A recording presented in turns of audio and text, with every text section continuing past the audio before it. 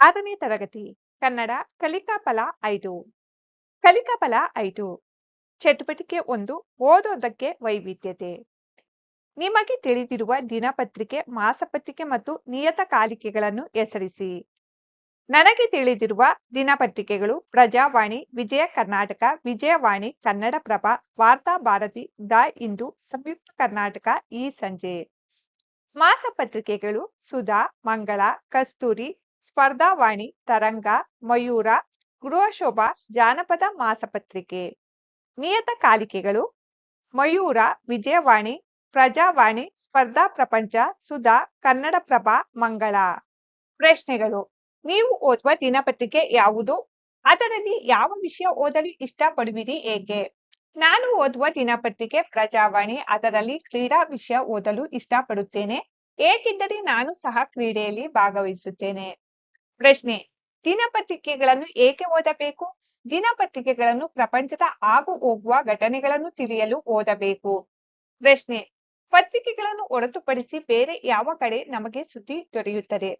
ಪತ್ರಿಕೆಗಳನ್ನು ಹೊರತುಪಡಿಸಿ ನಮಗೆ ರೇಡಿಯೋ, ಮೊಬೈಲ್, ಟಿವಿ, ಇಂಟರ್ನೆಟ್ನಲ್ಲಿ ಸುದ್ದಿ ದೊರೆಯುತ್ತದೆ. ಪ್ರಶ್ನೆ: ಸುದ್ದಿ ಓದುವುದರಿಂದ ಆಗುವ ಪ್ರಯೋಜನಗಳೇನು? ಉತ್ತರ: ನಮ್ಮ ಜ್ಞಾನ ಹೆಚ್ಚಾಗುತ್ತದೆ, ಸ್ಪರ್ಧಾ ಪರೀಕ್ಷೆಗಳಿಗೆ ಸಹಾಯವಾಗುತ್ತದೆ. ಚಟುವಟಿಕೆ 2 ನನ್ನ ಗ್ರಹಿಕೆ ನನ್ನ ಉತ್ತರ. ಕಥೆಯನ್ನು ಓದಿ ಕೊಟ್ಟಿರುವ ಪ್ರಶ್ನೆಗಳಿಗೆ ಉತ್ತರಿಸಿ. ಕತೆ ಕತೆಗೆ ಸಂಬಂಧಿಸಿದ ಪ್ರಶ್ನೆಗಳು. ಪ್ರಶ್ನೆ: ಈ ಕಥೆಯಲ್ಲಿ ಜಂಬ ಇದ್ದಿದ್ದು ಯಾರಿಗೆ? ಈ ಕಥೆಯಲ್ಲಿ ಕಪ್ಪಿರುವೆಗೆ ಬಹಳ ಜಂಬ ಇತ್ತು. ಪ್ರಶ್ನೆ: ಕಪ್ಪಿರುವೆಯ ನಿರ್ಧಾರ ಏನಾಗಿತ್ತು? ಅದಕ್ಕೆ ಕೆಂಪಿರುವೆಯು ಏನೆಂದು ಎಚ್ಚರಿಸಿತು? ಕಪ್ಪಿರುವೆ ಸಕ್ಕರೆ ಪಾತ್ರೆಯಲ್ಲಿ ವಾಸಿಸಲು ನಿರ್ಧರಿಸಿತು. ಅದು ಬಹಳ ಅಪಾಯ ಎಂದು ಕೆಂಪಿರುವೆ ಎಚ್ಚರಿಸಿತು. ಪ್ರಶ್ನೆ: ಕಪ್ಪಿರುವೆಯು ಸಕ್ಕರೆ ಡಬ್ಬದಲ್ಲಿಯೇ ಉಳಿದುದರ ಪರಿಣಾಮ ಏನಾಯಿತು? ಬಿಸಿ ಹಾಲಿನಲ್ಲಿ ಬೆಂದು ಹೋಯಿತು. ಪ್ರಶ್ನೆ: ನೀವು ಇದೇ ರೀತಿ ಹಠ ಮಾಡಿ ಮನೆಯಲ್ಲಿ ಬೇಸರ ಮಾಡಿಕೊಂಡ ಸಂಗತಿಯನ್ನು ತಿಳಿಸಿರಿ. ನಾನು ಜಂಬದಿಂದ ಊಟ ಮಾಡದೆ ಮಲಗಿ ನಿದ್ರೆ ಬಾರದೆ ಒದ್ದಾಡಬೇಕಾಯಿತು. ಪ್ರಶ್ನೆ: ಕಥೆಗೆ ಸರಿ ಹೊಂದುವ ನೀತಿ ಅಥವಾ ಗಾದೆಯನ್ನು ಬರೆಯಿರಿ. ಗಾದೆ: ಅತಿ ಜಂಬ ಮತಿ ಕೇಡು. ತುತ್ತೂರಿ ಪದ್ಯ. ಈ ಪದ್ಯವನ್ನು ಓದಿ ಕೆಳಗಿನ ಅಂಶಗಳ ಬಗ್ಗೆ ಹೇಳಿ. ಪ್ರಶ್ನೆ: ಕಸ್ತೂರಿ ಬೀಗಲು ಕಾರಣ. ತನಗೆ ತುತ್ತೂರಿ ಇದೆಯೆಂದು ಬೇರ್ಯಾರಿಗೂ ತುತ್ತೂರಿ ಇಲ್ಲವೆಂದು ಕಸ್ತೂರಿ ಬೀಗಿದನು. ಪ್ರಶ್ನೆ: ತುತ್ತೂರಿ ಏನಾಯಿತು? ನೀರಿಗೆ ಜಾರಿ ನೀರೂರಿ ತುತ್ತೂರಿ ಹಾಳಾಯಿತು. ಪ್ರಶ್ನೆ: ಜಂಬದ ಕೋಳಿ ಯಾರು? ಜಂಬದ ಕೋಳಿ ಕಸ್ತೂರಿ ಆಗಿದ್ದಾನೆ. ಪ್ರಶ್ನೆ 4 ಪದ್ಯವನ್ನು ಕಥೆಯ ರೂಪದಲ್ಲಿ ಹೇಳಿರಿ. ಕತೆ: ಒಂದು ದಿನ ಕಸ್ತೂರಿ ಹಣ ಕೊಟ್ಟು ತುತ್ತೂರಿಯನ್ನು ಕೊಂಡುಕೊಂಡು ಸರಿಗಮಪದನಿಸ ಊದಿದನು. ತುತ್ತೂರಿ ತನಗೆ ಮಾತ್ರ ಇದೆ, ಬೇರ್ಯಾರಿಗೂ ಇಲ್ಲ ಎಂದು ಜಂಬದ ಕೋಳಿಯ ರೀತಿಯಲ್ಲಿ ಬೀದಿಯಲ್ಲಿ ಊದುತ್ತಾ ಹೊರಟನು. ಕೊಳದ ಬಳಿ ತುತ್ತೂರಿ ಊದುವಾಗ ತುತ್ತೂರಿ ಕೈಯಿಂದ ಜಾರಿ ನೀರಿಗೆ ಬಿದ್ದಿತು. ಮತ್ತೆ ಅದನ್ನು ತೆಗೆದುಕೊಂಡು ನೋಡಿದಾಗ ಅದರ ಬಣ್ಣ ಹಾಳಾಗಿತ್ತು. ಊದಿದಾಗ ಅದು ಗರಗರ ಸದ್ದು ಮಾಡಿತು. ಅದರಿಂದ ಕಸ್ತೂರಿಯ ಜಂಬ ಕಡಿಮೆ ಆಯಿತು. ಚಟುವಟಿಕೆ 3 ಬನ್ನಿ ಪರಿಸರ ಪ್ರೀತಿಸೋಣ. ನೀಡಲಾದ ಪತ್ರಿಕೆಯ ಲೇಖನವನ್ನು ಓದಿ ಕೇಳಲಾದ ಪ್ರಶ್ನೆಗಳಿಗೆ ನಿಮ್ಮದೇ ಮಾತುಗಳಲ್ಲಿ ಹೇಳಿ. ಪ್ರಶ್ನೆ: ಕುವೆಂಪುರವರು ಹೇಗೆ ಆನಂದಿಸುತ್ತಿದ್ದರು? ಉತ್ತರ: ಕುವೆಂಪು ಮನೆಯಂಗಳದ ತೋಟದಲ್ಲಿ ಗಿಡಗಳಲ್ಲಿ ತೂಗುತ್ತಿದ್ದ ಕಡುಗೆಂಪು ಹೂಗಳನ್ನು, ಗಿಡಗಳನ್ನು, ಬಳ್ಳಿಯಲ್ಲಿ ತುಂಬಿದ ಮಲ್ಲಿಗೆ ಹೂಗಳನ್ನು, ಬಣ್ಣದ ಓಕುಳಿಯಂತೆ ಮಿಂದಂತಹದ್ದ ಕೋಟ್ರೋನ್ ಎಲೆಗಳನ್ನು ನೋಡಿ ಆನಂದಿಸುತ್ತಿದ್ದರು. ಪ್ರಶ್ನೆ 2 ನೀವು ನೋಡಿ ಆನಂದಿಸಿದ ಪ್ರಕೃತಿಯ ಸೌಂದರ್ಯವನ್ನು ಕುರಿತು ಹೇಳಿರಿ. ನಾವು ಪ್ರವಾಸಕ್ಕೆ ಮಲೆನಾಡಿಗೆ ಹೋಗಿದ್ದೆವು. ಅಲ್ಲಿ ಸುತ್ತಲೂ ಎತ್ತರವಾದ ಬೆಟ್ಟಗಳಿವೆ, ಕಾಡು ಇದೆ, ಕಾಫಿ ತೋಟಗಳಿವೆ, ಸುತ್ತ ರಮಣೀಯವಾದ ಪರಿಸರವಿದೆ. ಎಲ್ಲಿ ನೋಡಿದರೂ ಹಸಿರು ಬೆಟ್ಟಗಳು, ನೋಡಲು ಕಣ್ಣಿಗೆ ಆನಂದವೋ ಆನಂದ. ಪ್ರಶ್ನೆ: ಪ್ರಕೃತಿಯನ್ನು ನೋಡಿ ಆನಂದಿಸುವ ನಮ್ಮ ಮೇಲಿರುವ ಜವಾಬ್ದಾರಿ ಏನು? ಪ್ರಕೃತಿಯನ್ನು ನಾವು ಕಾಪಾಡಬೇಕು. ನಮ್ಮ ಮುಂದಿನ ಪೀಳಿಗೆಗೆ ಕಾಡನ್ನು ಉಳಿಸಬೇಕು. ಬೇರೆ ಜೀವಿಗಳು, ಪಕ್ಷಿಗಳು ಬದುಕುಳಿಯಲು ಪ್ರಕೃತಿಯ ಸೌಂದರ್ಯವನ್ನು ಕಾಪಾಡಬೇಕು. ಪ್ರಶ್ನೆ: ಅಳಿವಿನ ಅಂಚಿನಲ್ಲಿರುವ ಪಕ್ಷಿ ಸಂಕುಲಗಳನ್ನು ಹೇಗೆ ರಕ್ಷಿಸುವಿರಿ? ಪಕ್ಷಿಗಳನ್ನು ಮನುಷ್ಯರು ಬೇಟೆಯಾಡದಂತೆ ತಡೆಯಬೇಕು ಹಾಗೂ ಅವುಗಳಿಗೆ ಆವಾಸ ಸ್ಥಾನವಾಗಿರುವ ಮರಗಳನ್ನು ರಕ್ಷಿಸಬೇಕು. ಕಾಡನ್ನು ಕಡಿಯಬಾರದು. ಚಟುವಟಿಕೆ 4 ನಮ್ಮ ಪರಿಸರ ನಮ್ಮ ಜವಾಬ್ದಾರಿ. ನೀಡಲಾದ ಲೇಖನವನ್ನು ಓದಿ ಕೇಳಲಾದ ಪ್ರಶ್ನೆಗಳಿಗೆ ಉತ್ತರಿಸಿ. ಭೂರಕ್ಷಕ, ಪರಿಸರ ವ್ಯವಸ್ಥೆ, ಕಾಡು. ಲೇಖನವನ್ನು ಓದಿದ ನಂತರ ಗೆಳೆಯರೊಂದಿಗೆ ಚರ್ಚಿಸಲು ಪ್ರಶ್ನೆಗಳನ್ನು ಸಿದ್ಧಪಡಿಸಿ. ಮಾದರಿ ಪ್ರಶ್ನೆ: ಕಾಡು ತುಂಬಾ ನಾಶವಾಗಲು ಕಾರಣವೇನಿರಬಹುದು? ಪ್ರಶ್ನೆ 2: ಕಾಡು ನಾಶದಿಂದಾಗುವ ಪರಿಣಾಮಗಳ್ಯಾವುವು? ಪ್ರಶ್ನೆ 3: ಕಾಡಿನಿಂದಾಗುವ ಪ್ರಯೋಜನಗಳ್ಯಾವುವು? ಪ್ರಶ್ನೆ 4: ಕಾಡು ಯಾರ ಆವಾಸ ಸ್ಥಾನವಾಗಿದೆ? ಪ್ರಶ್ನೆ 5: ಕಾಡಿನಲ್ಲಿ ಯಾವ ಪ್ರಾಣಿಗಳು ವಾಸಿಸುತ್ತವೆ? ಚಟುವಟಿಕೆ 5: ನಮ್ಮನ್ನು ಬದುಕಲು ಬಿಡಿ. ನೀಡಲಾದ ಚಿತ್ರವನ್ನು ಸರಿಯಾಗಿ ಗಮನಿಸಿ ಕೇಳಲಾದ ಪ್ರಶ್ನೆಗಳಿಗೆ ಉತ್ತರಿಸಿ. ಪ್ರಶ್ನೆ 1: ಮೇಲಿನ ಚಿತ್ರಗಳು ಯಾವುದರ ಕುರಿತಾಗಿದೆ? ಉತ್ತರ: ಹೆಣ್ಣು ಮಕ್ಕಳ ಬಾಲ್ಯ ವಿವಾಹದ ಚಿತ್ರವಾಗಿದೆ. ಪ್ರಶ್ನೆ 2: ಚಿಕ್ಕ ವಯಸ್ಸಿನಲ್ಲಿ ಮದುವೆ ಆಗುವುದರಿಂದ ಏನೆಲ್ಲ ಸಮಸ್ಯೆಗಳಾಗುತ್ತವೆ? ಪೋಷಕರೊಂದಿಗೆ ಚರ್ಚಿಸಿ ಕಿರು ಟಿಪ್ಪಣಿ ಮಾಡಿರಿ. ಟಿಪ್ಪಣಿ: ಹೆಣ್ಣು ಮಕ್ಕಳು ಚಿಕ್ಕ ವಯಸ್ಸಿನಲ್ಲಿಯೇ ದೈಹಿಕವಾಗಿ ಮತ್ತು ಮಾನಸಿಕವಾಗಿ ಮದುವೆಗೆ ಸಿದ್ಧರಿರುವುದಿಲ್ಲ. ಅವರಿಗೆ ಚಿಕ್ಕ ವಯಸ್ಸಿನಲ್ಲಿಯೇ ಮದುವೆ ಮಾಡುವುದರಿಂದ ಅವರು ದೈಹಿಕವಾಗಿ ಹಿಂಸೆಗೊಳಗಾಗುತ್ತಾರೆ ಮತ್ತು ಮಾನಸಿಕ ಗೊಂದಲಕ್ಕೆ ಒಳಗಾಗುತ್ತಾರೆ. ಚಿಕ್ಕ ವಯಸ್ಸಿನಲ್ಲಿಯೇ ಜವಾಬ್ದಾರಿ ಹೆಚ್ಚು ಬೀಳುವುದರಿಂದ ಅವರ ಬೆಳವಣಿಗೆ ಕುಂಠಿತವಾಗುತ್ತದೆ ಮತ್ತು ಜೀವನದ ಸಂಕಷ್ಟ ಎದುರಿಸಲು ಅವರಿಗೆ ಕಷ್ಟವಾಗುತ್ತದೆ. ಚಿಕ್ಕ ವಯಸ್ಸಿನಲ್ಲಿ ಅವರಿಗೆ ಮಕ್ಕಳ ಲಾಲನೆ ಪಾಲನೆ ಮಾಡಬೇಕಾಗುತ್ತದೆ. ಇದಕ್ಕೆ ಅವರಿಗೆ ದೈಹಿಕ ಶಕ್ತಿಯೂ ಇರುವುದಿಲ್ಲ, ಜೊತೆಗೆ ಮಾನಸಿಕವಾಗಿ ಹಿಂಸೆಗೆ ಒಳಗಾಗುತ್ತಾರೆ.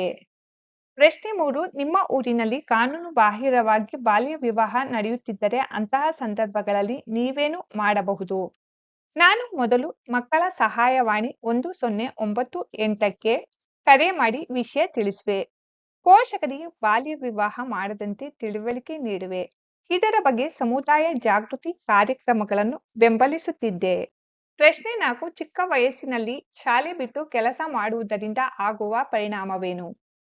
ಉತ್ತರ: ಚಿಕ್ಕ ವಯಸ್ಸಿನಲ್ಲಿ ಶಾಲೆ ಬಿಟ್ಟು ಕೆಲಸ ಮಾಡುವುದರಿಂದ ವಿದ್ಯಾಭ್ಯಾಸ ಮುಂದುವರಿಸಲು ಕಷ್ಟವಾಗುತ್ತದೆ. ಕೆಲಸದ ಜೊತೆಗೆ ವಿದ್ಯಾಭ್ಯಾಸ ಮಾಡಲು ಸಮಯ ಸಾಕಾಗುವುದಿಲ್ಲ. ದುಡಿಮೆಗೆ ಒಳಗಾದ ಮೇಲೆ ಹಣ ದುಡಿಯುವುದರ ಕಡೆ ಗಮನ ಹರಿಯುತ್ತದೆ. ಇದರಿಂದ ವಿದ್ಯೆಯಲ್ಲಿ ಹಿಂದುಳಿಯುತ್ತಾರೆ. ಇವರ ಸಾಮರ್ಥ್ಯಕ್ಕೆ ತಕ್ಕಂತಹ ಕೆಲಸ ಸಿಗುವುದಿಲ್ಲ. ಜೀವನ ಪೂರ್ತಿ ಕೂಲಿ ಕೆಲಸ ಮಾಡಿಕೊಂಡು ಇರಬೇಕಾಗುತ್ತದೆ. ಚಿಕ್ಕ ವಯಸ್ಸಿನಲ್ಲಿ ಶಿಕ್ಷಣ ಕೊಡುವುದು ಅವರ ಸರ್ವತೋಮುಖ ಅಭಿವೃದ್ಧಿ ಹೊಂದಲು ಸಹಾಯವಾಗುತ್ತದೆ. ಪ್ರಶ್ನೆ 5: ಬಾಲ ಕಾರ್ಮಿಕತೆಯನ್ನು ಹೇಗೆ ತೊಲಗಿಸಬಹುದು ಯೋಚಿಸಿ. ಮಕ್ಕಳನ್ನು ಬಾಲ ಕಾರ್ಮಿಕತೆಗೆ ತಳ್ಳಿದವರಿಗೆ ಕಠಿಣ ಶಿಕ್ಷೆ ಕೊಡಬೇಕು. ಬಾಲ ಕಾರ್ಮಿಕರನ್ನು ಕಂಡಲ್ಲಿ ಮಕ್ಕಳ ಸಹಾಯವಾಣಿ 1098ಕ್ಕೆ ಕರೆ ಮಾಡಿ ವಿಷಯ ತಿಳಿಸಬೇಕು.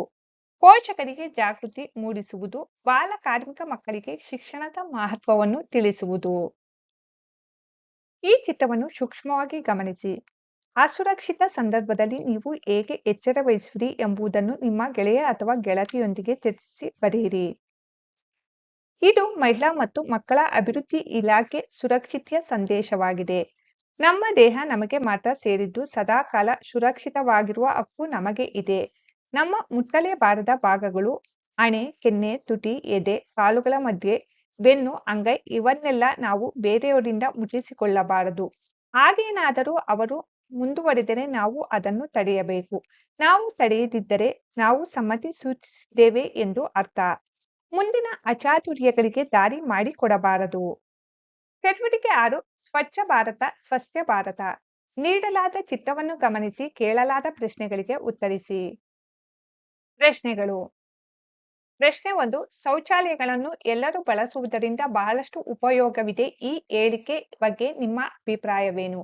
ಹೌದು, ಬಹಳಷ್ಟು ಉಪಯೋಗವಿದೆ.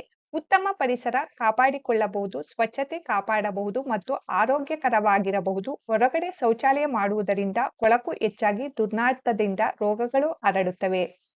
ಪ್ರಶ್ನೆ 2: ಮೇಲಿನ ನಿಮ್ಮ ಉತ್ತರಕ್ಕೆ ಕಾರಣಗಳನ್ನು ಹೇಳಿ. ಈ ಮೊದಲೇ ತಿಳಿಸಿದ ಹಾಗೆ ಶೌಚಾಲಯವನ್ನು ಎಲ್ಲರೂ ಬಳಸುವುದರಿಂದ ಬಹಳಷ್ಟು ಉಪಯೋಗಗಳಿವೆ. ಆರೋಗ್ಯದ ಸಮಸ್ಯೆಗಳು ದೂರವಾಗುತ್ತದೆ, ಸಾಕಷ್ಟು ಸ್ವಚ್ಛತೆ ಕಾಪಾಡಲಾಗುತ್ತದೆ ಮತ್ತು ಹೆಣ್ಣು ಮತ್ತು ಗಂಡು ಇಬ್ಬರು ಕೂಡ ತಮ್ಮ ಮರ್ಯಾದೆಯಿಂದ ಬದುಕುವುದು ಸಾಧ್ಯವಾಗುತ್ತದೆ. ಹೊರಗಡೆ ಶೌಚಾಲಯ ಮಾಡುವುದು ಅನಾಗರಿಕರ ಲಕ್ಷಣ. ಪ್ರಶ್ನೆ 3: ನಿಮ್ಮೂರಿನ ಜನರೆಲ್ಲರೂ ಶೌಚಾಲಯ ಬಳಸುವಂತೆ ಮಾಡಲು ಕೆಲವು ಸಲಹೆಗಳನ್ನು ನೀಡಿ. ಊರಿನ ಎಲ್ಲಾ ಜನರು ಶೌಚಾಲಯ ಬಳಸುವುದರಿಂದ ಮಾನಸಿಕ ಕಿರಿಕಿರಿ ತಪ್ಪುತ್ತದೆ, ಮರ್ಯಾದೆಯಿಂದ ಬದುಕುವುದು ಸಾಧ್ಯವಾಗುತ್ತದೆ, ಸಮಯ ಉಳಿಯುತ್ತದೆ ಆದುದರಿಂದ ಎಲ್ಲರೂ ನಿಮ್ಮ ಮನೆಯಲ್ಲಿ ಶೌಚಾಲಯ ಕಟ್ಟಿಕೊಳ್ಳಿ ಮತ್ತು ಊರಿನ ಸ್ವಚ್ಛತೆ ಕಾಪಾಡಿ. ಪ್ರಶ್ನೆ 4. ನಿಮ್ಮ ಊರಿನಲ್ಲಿ ಬಯಲು ಮುಕ್ತ ಶೌಚಾಲಯದ ಜಾಗೃತಿಯನ್ನು ಹೇಗೆ ಮೂಡಿಸುವಿರಿ ಎಂಬುದನ್ನು ನಿಮ್ಮ ಮಾತುಗಳಲ್ಲಿ ಹೇಳಿ. ಊರಿನಲ್ಲಿ ಶೌಚಾಲಯಗಳ ಮಹತ್ವವನ್ನು ಕುರಿತು ಬಯಲು ನಾಟಕ ಏರ್ಪಡಿಸುವುದು, ಶಾಲೆಯ ಮಕ್ಕಳೆಲ್ಲರೂ ಒಂದು ಬೀದಿ ನಾಟಕ ಸಂಘಟಿಸುವುದು ಮತ್ತು ಜಾಥಾ ಹೋಗುವುದು, ಶೌಚಾಲಯದ ಮಹತ್ವವನ್ನು ಜನರಿಗೆ ಮನವರಿಕೆ ಮಾಡುವುದು ಮತ್ತು ಯಾರ ಮನೆಯಲ್ಲಿ ಶೌಚಾಲಯ ಇಲ್ಲವೋ ಅವರು ಶೌಚಾಲಯ ಕಟ್ಟಿಕೊಳ್ಳಲು ಪ್ರೇರೇಪಿಸುವುದು. ಚಟುವಟಿಕೆ 7. ಚಿತ್ರಕ್ಕೊಂದು ಶೀರ್ಷಿಕೆ. ಚಿತ್ರಗಳನ್ನು ಅಂಟಿಸಿ ಆ ಚಿತ್ರಗಳ ಬಗ್ಗೆ ನಿಮಗನಿಸಿದ್ದನ್ನು ಹೇಳಿ ಸೂಕ್ತ ಶೀರ್ಷಿಕೆ ನೀಡಿ. ಶೀರ್ಷಿಕೆ ತಾಯಿಯ ಕಾಳಜಿ. ಚಟುವಟಿಕೆ 8. ಆಹಾ ಎಂಥ ರುಚಿ. ಕೆಳಗಿನ ಲೇಖನವನ್ನು ಓದಿ ನಿಮ್ಮ ಮಾತುಗಳಲ್ಲಿ ಹೇಳಿ. ಇದು ದೂದ್ ಬೇಡ. ನಿಮಗೆ ಇಷ್ಟವಾದ ತಿನಿಸು ಯಾವುದು ಬರೆಯಿರಿ. ಅದನ್ನು ಮಾಡುವ ವಿಧಾನವನ್ನು ಹೇಳಿರಿ. ನನಗೆ ಇಷ್ಟವಾದ ತಿನಿಸು ರವೆ ಉಂಡೆ. ಬೇಕಾಗುವ ಸಾಮಗ್ರಿಗಳು 1 ಕಪ್ ರವೆ, 1 ಕಪ್ ಸಕ್ಕರೆ, 1 ಕಪ್ ಕೊಬ್ಬರಿ, ಅರ್ಧ ಕಪ್ ತುಪ್ಪ, ದ್ರಾಕ್ಷಿ ಗೋಡಂಬಿ ಅರ್ಧ ಕಪ್, ಹಾಲು ಅರ್ಧ ಕಪ್. ತಯಾರಿಸುವ ವಿಧಾನ: ತುಪ್ಪದಲ್ಲಿ ರವೆ, ಗೋಡಂಬಿ, ದ್ರಾಕ್ಷಿ, ಕೊಬ್ಬರಿ ಹುರಿದು ನಂತರ ರವೆ, ಕೊಬ್ಬರಿ, ಸಕ್ಕರೆ, ದ್ರಾಕ್ಷಿ, ಗೋಡಂಬಿ ಮಿಕ್ಸ್ ಮಾಡಿ ಕಾಯಿಸಿದ ಹಾಲನ್ನು ಸ್ವಲ್ಪ ಸ್ವಲ್ಪ ಹಾಕಿಕೊಂಡು ಉಂಡೆಯನ್ನು ಕಟ್ಟುವುದು. ಈಗ ರವೆ ಉಂಡೆ ರೆಡಿಯಾಗಿದೆ. ಚಟುವಟಿಕೆ 9. ಸಂವೇದನಾಶೀಲತೆ ನಮಗಿದೆಯೇ? ಕೆಳಗಿನ ಸಂದರ್ಭಗಳಲ್ಲಿ ನೀವೇನು ಮಾಡುವಿರಿ ಎಂಬುದನ್ನು ಬರೆಯಿರಿ. ರಸ್ತೆಯಲ್ಲಿ ಗಾಜಿನ ಚೂರು ಅಥವಾ ಮುಳ್ಳು ಬಿದ್ದಿದ್ದಾಗ ನಾನು ಅವುಗಳನ್ನು ತೆಗೆದು ರಸ್ತೆ ಬದಿಗೆ ಅಥವಾ ಕಸದ ಬುಟ್ಟಿಗೆ ಅಥವಾ ಜನರು ಓಡಾಡದ ಸ್ಥಳಕ್ಕೆ ಹಾಕುತ್ತೇನೆ.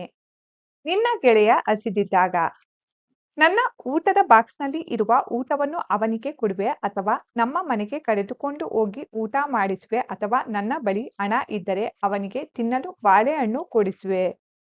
ಗೆಳೆಯರು ಪಕ್ಷಿಯ ಗೂಡಿನಿಂದ ಮೊಟ್ಟೆಗಳನ್ನು ತೆಗೆದಾಗ ಪಕ್ಷಿ ಗೂಡಿನಿಂದ ಮೊಟ್ಟೆಗಳನ್ನು ತೆಗೆಯಬಾರದು, ಇದರಿಂದ ಆ ಮೊಟ್ಟೆಯಲ್ಲಿರುವ ಪಕ್ಷಿಗಳು ಸತ್ತು ಹೋಗುತ್ತವೆ. ಅದರ ತಾಯಿ ತುಂಬಾ ದುಃಖ ಪಡುತ್ತದೆ ಎಂದು ತಿಳುವಳಿಕೆ ನೀಡಿ ಮತ್ತೆ ಆ ಮೊಟ್ಟೆಗಳನ್ನು ಅದೇ ಗೂಡಿನಲ್ಲಿ ಇರಿಸಲು ತಿಳಿಸುತ್ತೇನೆ. ಬಸ್ಸಿನಲ್ಲಿ ನೀನು ಕುಳಿತುಕೊಂಡು ಹಿರಿಯರು ನಿಂತು ಪ್ರಯಾಣಿಸುತ್ತಿದ್ದಾಗ ಸೀಟನ್ನು ಬಿಟ್ಟುಕೊಡುತ್ತೇನೆ. ನನ್ನ ಜಾಗದಲ್ಲಿ ಅವರನ್ನು ಕುಳಿತುಕೊಳ್ಳಲು ಹೇಳಿ ನಾನು ಎದ್ದು ನಿಲ್ಲುತ್ತೇನೆ. ಚಟುವಟಿಕೆ 10. ನಾವು ಸಹಾಯ ಮಾಡಬಹುದೇ? ಈ ಘಟನೆಯನ್ನು ಒಮ್ಮೆ ಓದಿ ಪ್ರಶ್ನೆಗಳಿಗೆ ಉತ್ತರಿಸಿ. ಘಟನೆಗೆ ಸಂಬಂಧಿಸಿದ ಪ್ರಶ್ನೆಗಳು. ಪ್ರಶ್ನೆ: ಮಕ್ಕಳು ಏಕೆ ಭಿಕ್ಷೆ ಬೇಡುತ್ತಿದ್ದರು?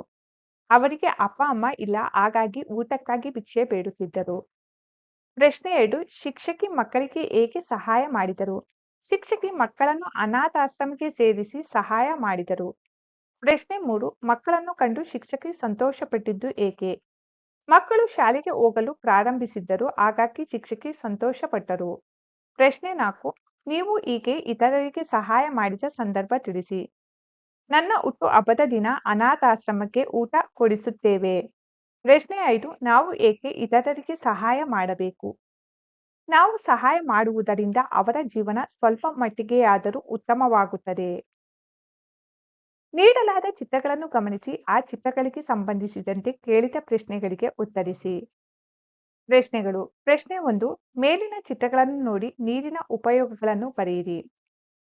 ಬಟ್ಟೆ ಒಗೆಯಲು, ಮುಖ ತೊಳೆಯಲು, ಕುಡಿಯಲು, ಜಾನುವಾರು ಕುಡಿಯಲು, ಗಿಡಗಳಿಗೆ ಹಾಕಲು, ಮನೆಯನ್ನು ಸ್ವಚ್ಛಗೊಳಿಸಲು, ವಾಹನಗಳನ್ನು ತೊಳೆಯಲು, ಕೈ ತೊಳೆಯಲು, ಜಾನುವಾರುಗಳನ್ನು ತೊಳೆಯಲು ನೀರನ್ನು ಉಪಯೋಗಿಸಲಾಗುತ್ತದೆ.